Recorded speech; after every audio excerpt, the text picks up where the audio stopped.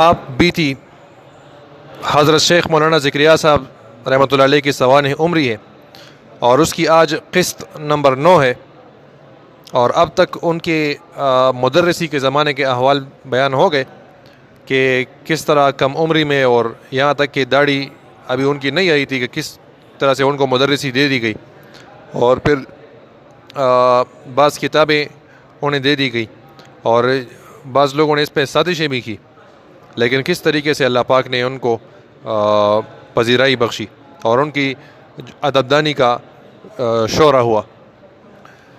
بسم اللہ الرحمن الرحیم۔ مولانا بدر الحسن صاحب جو اس زمانے میں لکھنؤ میں سب جج تھے، کاندلہ تشریف لے جاتے وقت سہارنپور آئے کہ راستہ ادھر کو بھی ہے۔ سہارنپور میں ان کا قیام خواجہ مظاہر حسن مرحوم کے مکان پر ہوا کرتا تھا، وہاں قیام فرمایا، اور دن کا زیادہ حصہ حضرت قدس سرہ کی خدمت میں اور میری تعزیت میں مدرسے میں گزرتا۔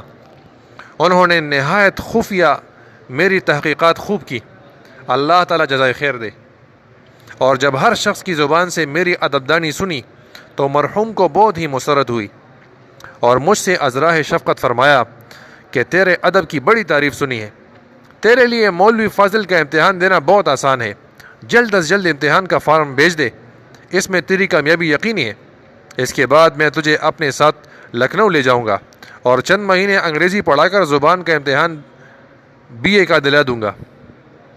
اس کے بعد علی گڑھ کالج کے ناظم دینیات کی ملازمت جو صرف میری ایک تحریر پر مل سکتی ہے، 300 روپے تنخواہ ہے، تجھے مل جائے گی۔ 15 روپے سے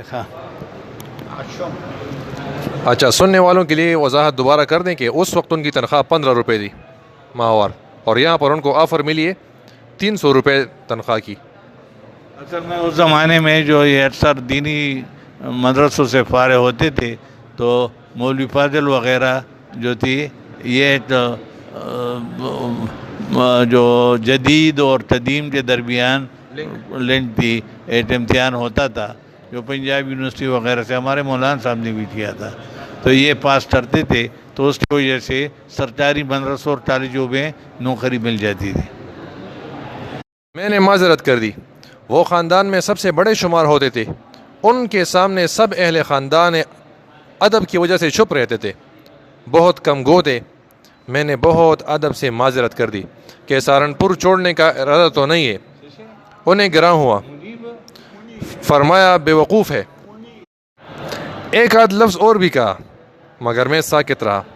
انہوں نے اگلے دن کاندلہ جا کر میرے والد کے حقیقی ماموں اور میری اہلیہ مرحومہ کے حقیقی تایا مولانا شمس الحسن صاحب، جو خاندان میں نہایت غسیار مشہور معروف تھے، اور ان کے سامنے بھی خاندان کے بڑوں کی ان کے غصے کی وجہ سے بولنے کی ہمت کم ہوتی تھی، مجھے سمجھانے کو بھیجا۔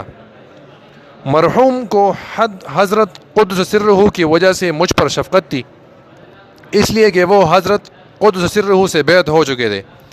مرحوم کی عادت یہ تھی کہ جس بات کو وہ بہت اہتمام سے کہنا چاہا کرتے تھے تو ابتداءً کلام اس طرح ہوا کرتی تھی کہ اے کہے تو ایک بات کہوں، اس سے مقصود اہمیت ہوتی تھی۔ اس جملے کو 2 دفعہ کہا کرتے تھے۔ وہ عصر کے وقت تشریف لائے، میرے یہاں چائے کا دور چل رہا تھا، فرمایا کہ میں تیرے پاس آیا ہوں۔ میں سمجھ گیا، مرحوم میرے باپ کے حقیقی ماموں اور میری اہلیہ مرحومہ کے حقیقی تایا تھے۔ میں نے چائے پیش کی اور عرض کیا کہ اب تو وقت بہت قریب ہو گیا ہے، وقت تھوڑا ہی ہے، مغرب کی نماز پڑھتے ہی حاضر ہو جاؤں گا۔ نماز پڑھتے ہی میں ان کو لے کر زنانہ مکان کی چھت پر چلا گیا۔ سردی کا موسم تھا، مغرب سے لے کر عشاء کی اذان ہوئی۔ وہ مجھے سمجھاتے رہے اور میرے لڑکپن پر بعض مرتبہ چہرے پر غصہ بھی آ جاتا تھا۔ ان کے ارشاد کا خلاصہ یہ تھا کہ شادی ہو چکی ہے، گھر میں ولادت بھی قریب ہے، سب سے بڑی بچی اہلیہ مولوی یوسف مرحوم کی ولادت کا زمانہ قریب تھا۔ انہوں نے فرمایا کہ ہمشیرہ کی شادی بھی کرنی ہے، 8000 قرضہ بھی ہے، 15 روپے تنخواہ میں کیا کیا کرے گا؟ میرے جواب کا خلاصہ یہ تھا یہ تو ہمیشہ سنا اور پڑھا، جناب کو بھی اس سے انکار نہ ہوگا کہ مقدر میں جو ہے وہ تو مل کر رہے گا، اور جو مقدر میں نہیں ہے وہ کہیں نہیں مل سکتا۔ میں جس ماحول میں ہوں، روپے تنخواہ وہ 300 روپے کے لیے اس کو تیار کر رہے ہیں تنخواہ کے لیے، اس کے لیے تیار نہیں ہو رہا ہے۔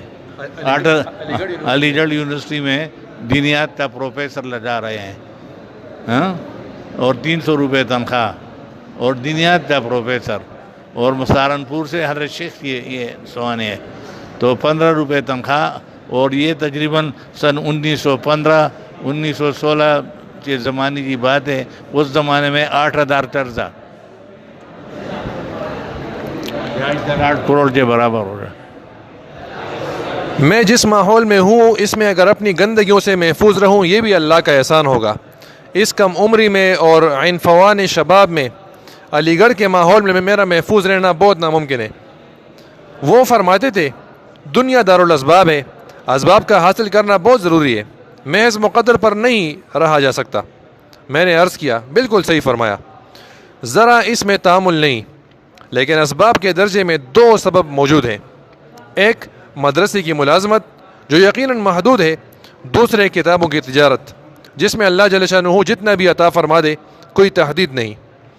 عشاء کی اذان پر میرے مخدوم و مکرم میرے والد صاحب کی ماموں نے یوں فرمایا، اے تو کہہ دوں؟ میں نے کہا ضرور، تو نے جو کچھ کہا اگر دل سے ہو تو تیرا منہ چوم لینے کے قابل ہے، مگر میں یہ سمجھتا ہوں کہ تو نے سب کچھ زبازوری سے کہا۔ میں نے عرض کیا دعا فرما دیں کہ اللہ جل شانہ اس کو دل سے بھی کر دے۔ اس پر وہ بھی تشریف لے گئے۔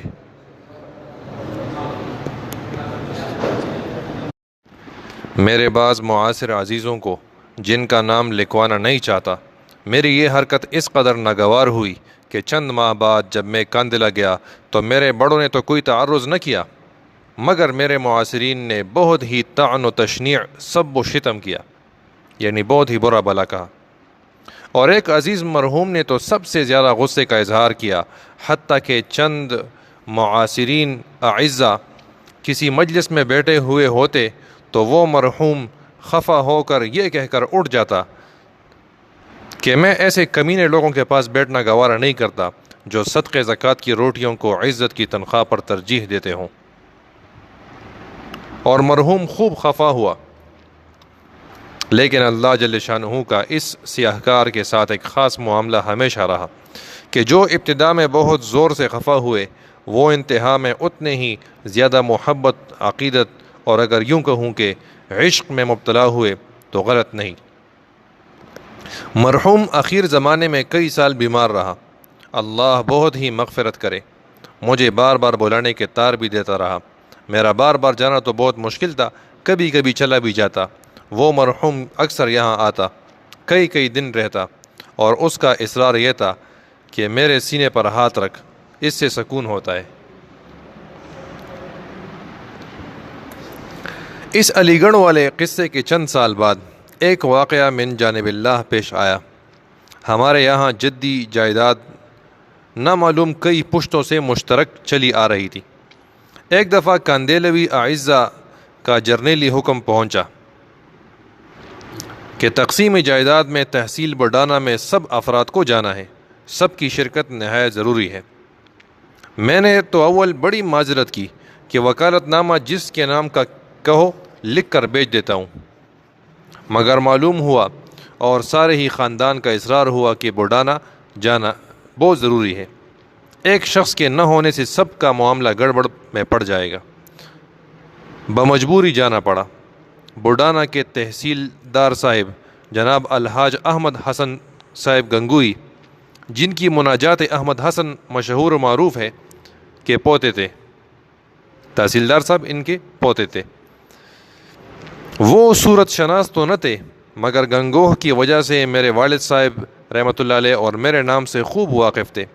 کاندیلوی روسا سے ان کے اچھے تعلقات تھے، بڑی دعوتیں اور ڈالیاں ان کی خدمت میں پہنچا کرتی تھیں، اس لیے کہ روز کے مقدمات ان حضرات کے رہتے تھے، اور باوجود اس کے جیسا مقدمات میں ہوا کرتا ہے، بعض مقدمات میں کئی دن لگ جاتے، تجویزیں یہ ہو رہی تھیں کہ معلوم نہیں کہ دن بڑھانا میں ٹھہرنا پڑے گا،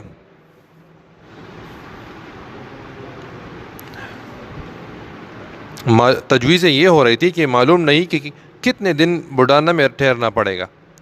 میں تو بڑھانا سے بالکل ناواقف تھا۔ ان حضرات کی زور کی آمد و رفت تھی، ان حضرات کی روز کی آمد و رفت تھی، اور آپس میں اختلاف رائے ہو رہا تھا کہ کس کے مکان پر ٹھہرا جائے۔ ہر شخص اپنے تعلق والے کو ترجیح دیتا تھا۔ علی الصبح کاندیلا سے بہت سا کھانا وانا نہایت لذیذ مرغن روٹیاں اور مرغے ساتھ ساتھ تھے۔ کاندیلا سے چل کر 10 بجے کے قریب بڑھانا پہنچے۔ تجویز یہ ٹھہری کہ پہلے سیدھے تحصیل میں چلے۔ سامان کھانا وغیرہ سب ان بہلیوں میں چھوڑ دیا جو ان حضرات کی تھیں۔ 25-30 آدمیوں کا مجمع، سب روسا آگے آگے، اور یہ ناکارہ قسم پرسی کی حالت میں پیچھے پیچھے۔ پیشکار صاحب نے دور سے مجھے دیکھا اور ایک دم اپنی کرسی سے اٹھ کر اور پیچھے سے میرا ہاتھ پکڑ کر اپنی کرسی پر بیٹھنے کا اصرار کیا۔ پیشکار صاحب دغه مخچټی رستوټی آواز چاہیے مقدم ہوا، ہاں پی ایف نہیں، یہ آواز وغیرہ کرتا ہے کہ مقدمی کے لیے اس کی تاریخ اور یہ فلانا کہاں ہے۔ ہاں ہاں میں نے پیشکار صاحب نے دور سے مجھے دیکھا۔ یہ وہ پیش کرتے ہیں نا مقدموں والوں کو، آواز دیتے ہیں کہ بھائی فلانا کہاں ہے، فلانا بنام فلانا۔ ہاں جیتے مخشائی۔ پیشکار صاحب نے دور سے مجھے دیکھا اور ایک دم اپنی کرسی سے اٹھ کر اور پیچھے سے میرا ہاتھ پکڑ کر اپنی کرسی پر بیٹھنے کا اصرار کیا۔ میں نے شدت سے انکار کیا کہ میرے اعزاء، ان میں سے بعض میرے اکابر بھی ہیں، کھڑے ہیں اور میں بیٹھ جاؤں، یہ کیسے ہو سکتا ہے؟ مگر پیشکار صاحب ہرگز نہ مانے اور زبردستی مجھے بٹھا دیا۔ یہ میرے سارے اعزاء نہایت سوچ میں پڑ گئے کہ کھلایا تو ساری عمر ہم نے، یہ کیا ہو رہا ہے؟ یہ اوپر کا معاملہ ہے۔ ان کی زبردستی پر میں بیٹھ گیا اور انہوں نے کاغذات لے کر تحصیلدار صاحب سے کہا کہ حضور سب سے پہلے ان کا کام ہوگا۔ انہوں نے پوچھا یہ کون صاحب ہیں؟ تو انہوں نے میرے والد صاحب رحمۃ اللہ علیہ کا نام لے کر کہا کہ مولانا یحییٰ صاحب رحمۃ اللہ علیہ کے صاحبزادے ہیں، مظاہر علوم میں مدرس ہیں۔ تحصیلدار صاحب نے کہا کہ اچھا، ان سے تو میں بھی واقف ہوں، مگر میں بہت سوچ میں پڑ گیا کہ یہ کہاں سے واقف ہیں۔ اللہ جل شانہ پیشکار صاحب اور تحصیلدار صاحب کو بہت ہی جزائے خیر عطا فرمائے، اگر زندہ ہوں تو ترقیات عطا فرمائے، اور عالم بقا میں جا چکے ہوں تو بہت ہی بلند درجات عطا فرمائے۔ تحصیلدار صاحب نے فوراً کاغذات لے کر گھنٹہ پون گھنٹے تک بہت غور سے ان کاغذات کو پڑھا۔ میں بیٹھا رہا اور یہ سب کھڑے رہے۔ 1-2 صاحب بینچ پر بیٹھ گئے اور تحصیلدار صاحب نے گھنٹہ پون گھنٹے میں سب نمٹا کر دستخط کر کے کاغذات پیشکار کے حوالے کر دیے۔ میرے سب اعزاء کو حیرت ہو رہی تھی اور سب سے زیادہ مجھے کہ یہ کیا ہو رہا ہے۔ وہاں سے واپسی 70-68 کے روٹیوں والے تھے نا۔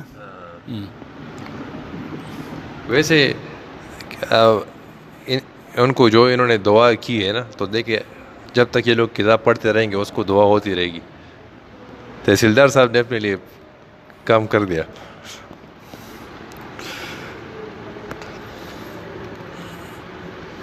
میرے سب اعزاء کو حیرت ہو رہی تھی اور سب سے زیادہ مجھے کہ یہ کیا ہو رہا ہے۔ وہاں سے واپسی پر پیشکار صاحب میری مشایعت کو آئے اور تحصیل کے دروازے پر انہوں نے جیب سے 20 روپے نکال کر دونوں ہاتھوں سے مجھے پیش کیے۔ میں نے بہت شدت سے انکار کیا۔ آپ کا تو یہی بہت بڑا احسان ہے کہ آپ نے ہمیں جلد فارغ کر دیا، ہم تو سوچ رہے تھے کہ رات کہاں ٹھہریں گے۔ میرے عزیزوں نے میری تائید کی کہ پیشکار صاحب اس کی ضرورت نہیں، آپ نے تو بڑا احسان کیا، ہم سب کو جلدی نمٹا دیا۔ مگر وہ بہت اصرار کرتے رہے۔ میرے شدید انکار پر انہوں نے یہ روپے جیب میں ڈال کر یہ کہا کہ یہ تو 2-3 برس ہوئے میں نے آپ سے سہارنپور میں قرض لیے تھے، آپ نے مجھے پہچانا نہیں، میں فلانا ہوں۔ ان کے تعارف پر مجھے یاد آیا کہ وہ مظاہر علوم کے کتب خانے میں ملازم رہ چکے تھے اور اس زمانے میں مجھ سے قرض لیا تھا۔ ان کے اس کہنے پر میں نے کہا کہ پیشکار صاحب اب تو انکار کر دیا سو کر دیا، معاف ہیں۔ پیشکار صاحب تو مصافحہ کر کے رخصت ہو گئے۔ میرے عزیز مرحوم نے، جو علی گڑھ کے قصے میں بہت زیادہ ناراض 1-2 سال تک رہا، یہ کہا کہ آج تو نے مجھے نیچا دکھلا دیا۔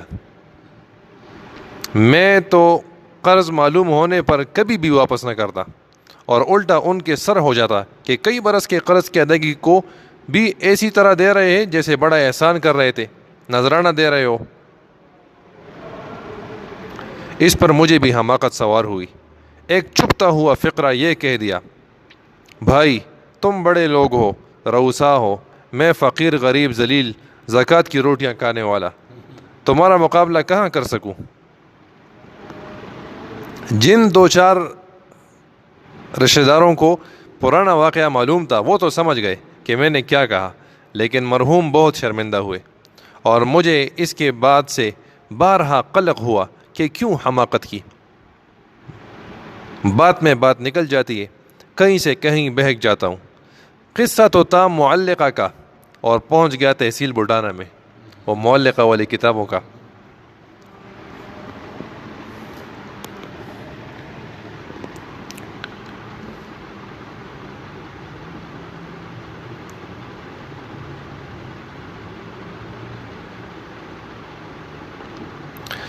اب بیتی کے واقعات تو بہت ہی عجیب و غریب اور مالک کے لا تعد ولا تحصى انعامات کے مظاہر ہیں۔ بہرحال معلقہ کا مرحلہ تو اللہ کے انعام و احسان سے ایسی کامیابی کے ساتھ ختم ہوا کہ جس کا شکر ادا نہیں ہو سکتا، لیکن لوگوں پر گرانی، بالخصوص ان پر جو اس کو بدلنا چاہتے تھے، وہ ناکام ہوئے، بلکہ ان کی کوششوں کا الٹا اثر ہوا اور ایک اور مخالفت کا سلسلہ شروع ہو گیا۔ اس سلسلے کی جزیات تو بہت لمبی چوڑی ہیں، لیکن اس سلسلے کا اہم مسئلہ آئندہ سال شوال 37 ہجری میں پیش آیا۔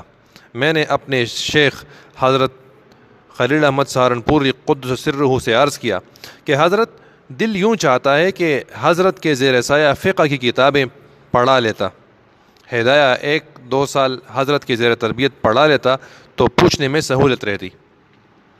حضرت قدس سرہ نے فرمایا، بہت اچھا۔ میں نے عین تقسیم اسباق سے تھوڑی دیر پہلے حضرت سے عرض کیا تھا۔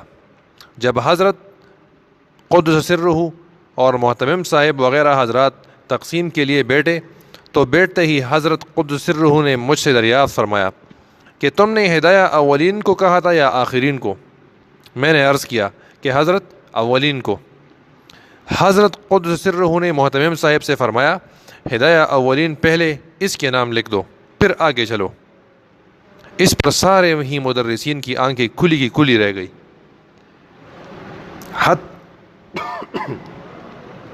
حتیٰ کہ جو حضرات گزشتہ سال معلقہ میں میرے حامی تھے وہ بھی سوچ میں پڑ گئے کہ کنز صرف 1 سال ہوئی ہے، اور اس وقت دستور یہ تھا کہ ہر مدرس کے پاس نئی کتاب کم سے کم 3 سال ہونا ضروری تھا، اور شرح وقایہ پڑھانے کی نوبت نہیں آئی تھی۔ مگر حضرت کے حکم کے بعد پھر کون بول سکتا تھا؟ ہدایہ اولین لکھا گیا، اور جو گزشتہ سال معلقہ میں اپنی کوششوں کو ناکام دیکھ چکے تھے ان کو پھر اپنا غصہ نکالنے کا ایک موقع ملا، اور تقسیم اسباق کا نقشہ چسپاں ہوتے ہی ایک اور محاذ اس ناکارہ کے خلاف پیدا ہوا۔ مگر میرے حضرت رحمۃ اللہ علیہ تقسیم اسباق کے بعد اس خیال سے کہ مدرسین اور طلباء کو کتابیں لینے میں کئی دن لگیں گے، سیوہارا وغیرہ کے سفر میں چلے گئے۔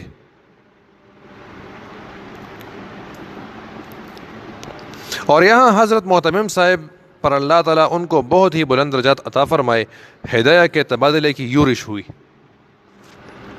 یورش مطلب ایک حملہ قسم کا کہہ سکتے ہیں کہ آپ ان سے ہدایہ کی کتاب واپس لے لیں۔ مولانا ثابت علی صاحب تو محتمم صاحب پر بات بات میں ہی برسا ہی کرتے تھے اور خوب خفا ہوا کرتے تھے۔ ہدایہ کے متعلق مولانا عبداللطیف صاحب نے بھی معتمم صاحب سے کہا کہ طلباء میں شورش ہے، اس کو بدل دینا چاہیے۔ معتمم صاحب نے فرمایا کہ آپ کو معلوم ہے کہ حضرت نے بیٹھتے ہی کس اہتمام سے ہدایہ کو لکھوایا تھا، میں تو نہیں بدل سکتا۔ آپ تحریری حکم بھیجیں کہ صدر مدرس ہیں، محتمم جزیات ہیں، نگران دارالطلبہ ہیں، آپ کے حکم کی تعمیل میں بدل دوں گا۔ اتنی ہمت تو مولانا عبداللطیف صاحب بھی نہ کر سکے کہ حضرت قدس سرہ کے حکم کو تحریری حکم سے منسوخ کر سکے۔ اس ہدایت میں مولانا عبدالشکور صاحب کامل پوری بھی تھے، جو بعد میں کئی سال مظاہر میں مدرس رہے، تقسیم کے بعد راولپنڈی میں مدرس ہو گئے، اور حال ہی میں 23 رجب 90 ہجری بمطابق 25 ستمبر 1970 عیسوی کو بروز جمعہ طویل بیماری کے بعد پنڈی میں انتقال ہوا، رحمہ اللہ رحمتً واسعہ۔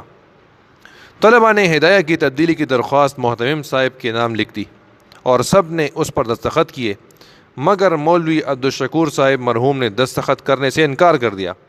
انہوں نے کہا کہ حضرت سفر میں ہیں، یہ تو تمہیں معلوم ہے کہ بغیر حضرت کے کوئی نہیں بدل سکتا، اور تمہارا سبق شروع کرنے سے پہلے یہ کہنا کہ ہم نہیں پڑھتے اس کی کوئی وجہ نہیں۔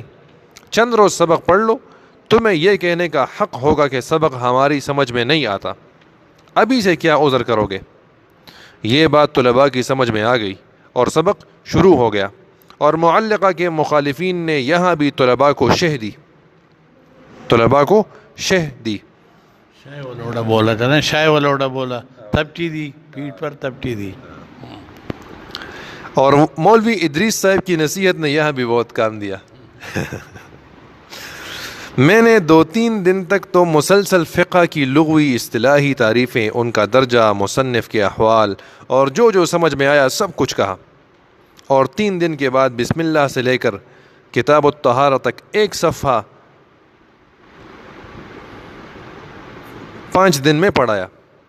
اس کے بعد بعض طلباء تو ڈھیلے پڑ گئے، لیکن بعض شرپسند، انہوں نے شرری لفظ لکھا ہے، لیکن آج کل تو شرپسند استعمال ہوتا ہے، لیکن بعض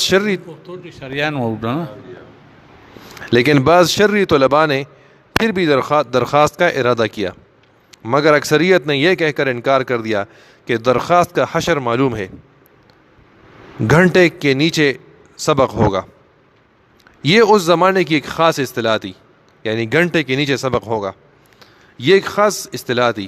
جس استاد کے خلاف کوئی اعتراض ہوتا تھا کہ یہ اچھا نہیں، تو اعتراض والی بھی وہاں جمع ہوتے، اور وہ کلاس بھی، اور جو پیریڈ بدلتے ہیں وہ ڈنٹا جہاں تھا حضرت مولانا خلیل احمد صاحب کے سامنے وہ استاد وہاں سبق پڑھاتا، تو وہ اس میں پتہ چل جاتا تھا کہ بھائی واقعی لڑکے جو ہے جھوٹ بول رہے ہیں، یا استاد غلط پڑھا رہا ہے، یا اچھی طرح نہیں پڑھا رہا ہے۔ ہاں، گھنٹے کے نیچے سبق ہونا اس زمانے کی ایک خاص اصطلاح تھی۔ اس کا مطلب یہ تھا کہ جس مدرس کے خلاف طلباء کی طرف سے تبدیل سبق کی درخواست ہوتی تھی، تو عین سبق کے وقت بلا پہلے کسی